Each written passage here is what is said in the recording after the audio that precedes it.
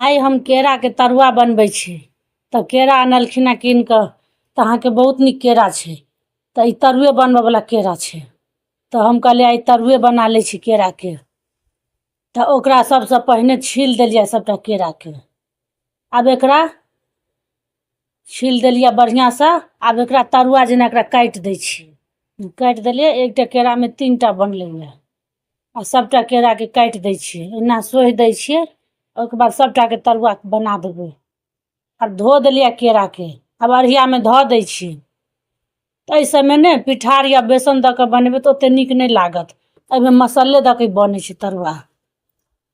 ई जेना खमहार तरुआ बन छै ओहिना बने छै।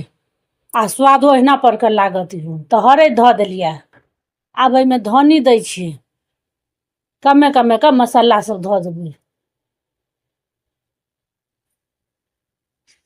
आ मिर्चाई धो देलिए। बोल हरैद धनी मिर्चाई अब नून धो दै छी। एमे हल्का पानी देबे। ये सबटा मसाला के मिला देबे में। पानी ज्यादा नहीं देबे।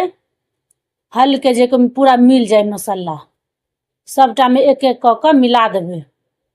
एकरा खूब बढ़िया से सबटा मसाला के एमे मिला दियो। मिला देलिए जाई छी बनबे ले। अब लोहिया चढ़ा देलिए।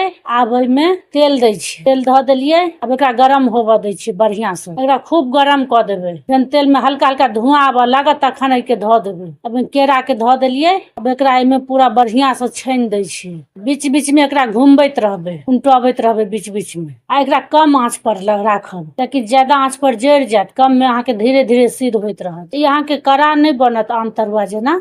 क्या ते में पिठार तो रहे नहीं छे। लेकिन ओना खाए में निक लागत। गरम खेबे त कनी करो लागत। ठंडा में त और नहीं कड़ा लगे छे। लेकिन भहर भहर लगत रहे छे खाए में। ई तरुआ खेबे त खमहाउरे तरुआ जेना स्वाद आत। खमहाउर के तरुआ ई तरुआ में ज्यादा मिलत जुलत रहे छे। निकाल देलिए। फिर दोसर एमे द रहल छी। फिर दोबारा केरा के दै छी। एकरो बढ़िया से छान देलिए। निकाल देलिए। चैनल के सब्सक्राइब क लिए। वीडियो केहन लागल कमेंट क के बताएब। धन्यवाद।